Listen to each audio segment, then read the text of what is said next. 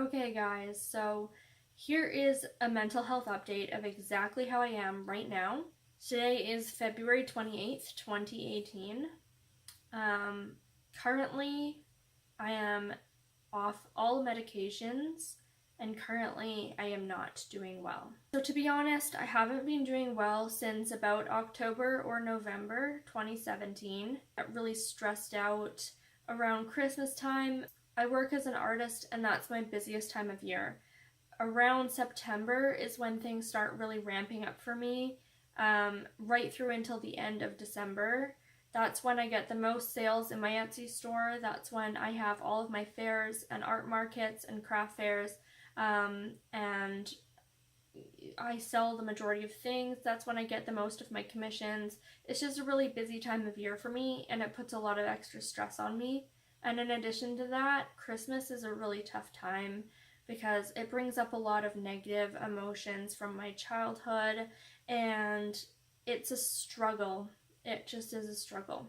Those months are cold, gray, gloomy. The cold tends to aggravate my fibromyalgia, so I get more chronic pain. The gray, short, dark days tend to aggravate my depression and make me a little bit more sad. And all of the stress and the negative emotions aggravate my anxiety and make me have so much more overwhelm. This was my first Christmas season in about 3.5 years where I was suddenly not on any medication to help support me. I came off medication around February or March of 2017, so it's been about a whole year of being medication free. The ones that I were on towards the end were Trintellix, and later on I was on Zoloft, and then I came off of everything. How I am right now, currently, at about a year antidepressant free, I am not coping well. I was really hoping I would be able to cope using the mechanisms that I had learned in cognitive behavioral therapy and mindfulness meditation and counseling and bounce back and all of the extra therapies that I had done while I was on medication. As I mentioned in my last video, I did cope pretty well for the first few months of being off meds.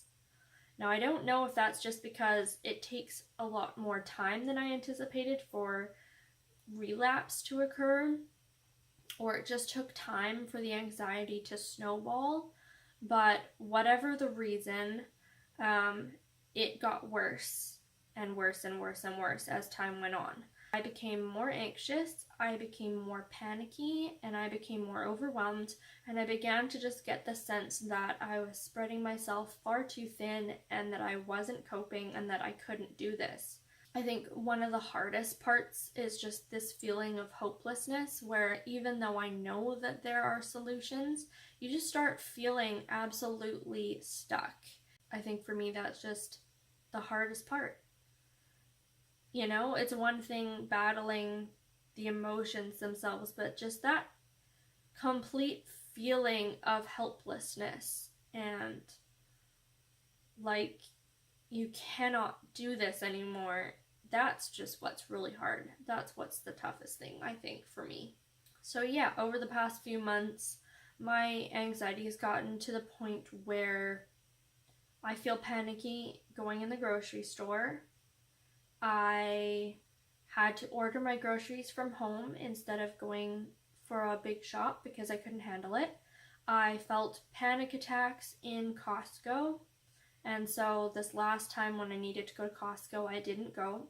So I'm starting to fall back on avoidance patterns and starting to get a little bit agoraphobic. My anxiety has been present every single day from the moment I wake up to the moment I finally fall asleep.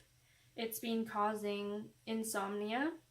It's been causing upset stomach, chest tightness and chest pain, headaches, just a general feeling of dread and a pit in my stomach all the time.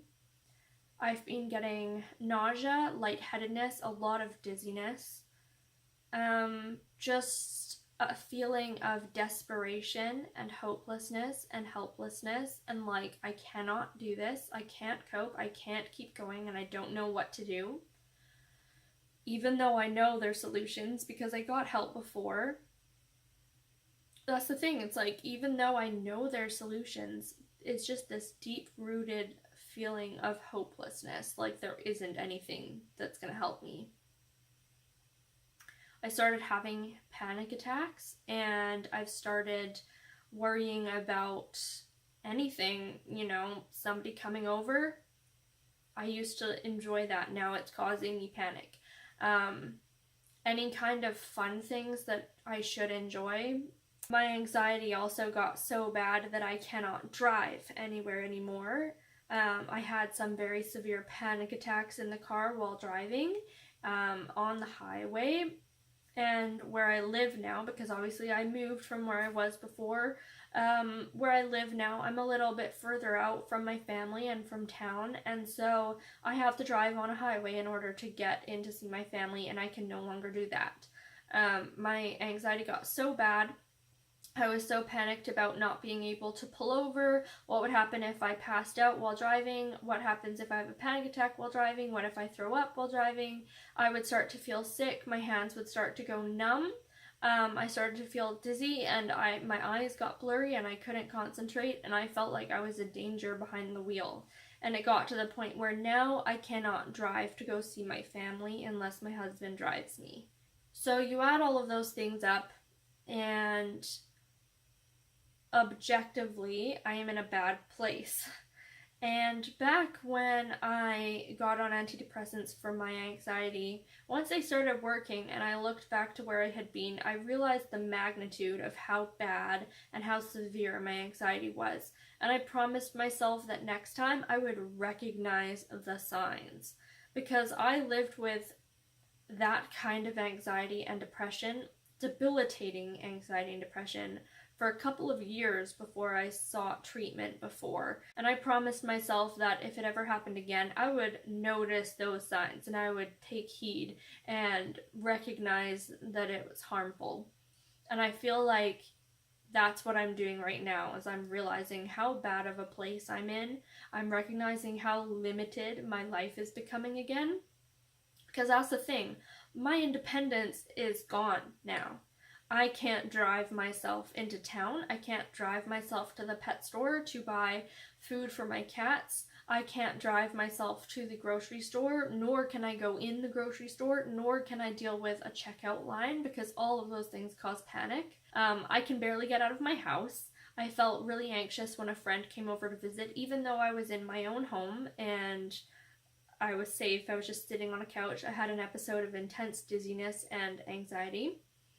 I have been having horrible thoughts of very negative things constantly, all the time. It's just getting to the point where it's really bad. I don't have independence anymore, and I don't have autonomy anymore, and I don't have peace of mind ever. Every single day, even if my whole day, all I have to do that day is be at home and paint, or be at home and do tutoring from home, or be at home and wash the dishes. No matter what it is, even if I have nothing to do that day, I have no reason to be worried. I will sit on the couch and feel panicked and feel dread and feel as if something horrible is about to happen. So that doesn't really make a whole lot of sense. I'm realizing I'm in a really bad place, and I'm realizing that I'm not coping. I'm gonna make a video after this one because where I talk about how I'm going to solve that and what I'm gonna do next, because I am going to take steps for this. I'm not gonna make the same mistake that I did last time and leave it for 2 years suffering like this. I am going to seek help, but I just want to end this video with this message, and that is that if you notice that you are really struggling and you are not doing okay, it is okay to admit to yourself that you are not in a good place and that something needs to change.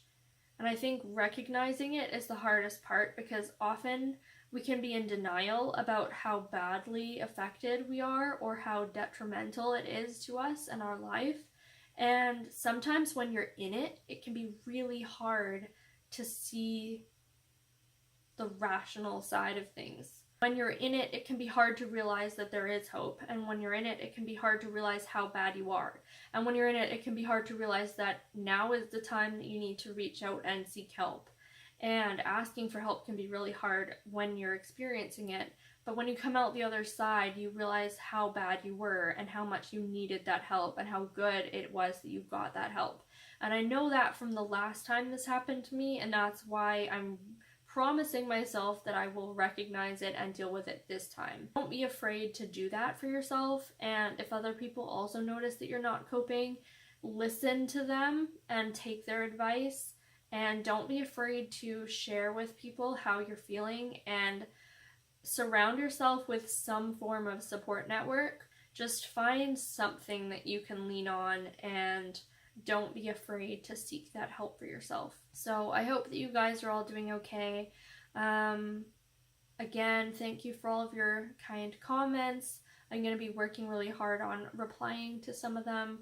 And I just hope that you guys are all doing okay, and hopefully we'll get through this together. Okay, I'll see you in the next one.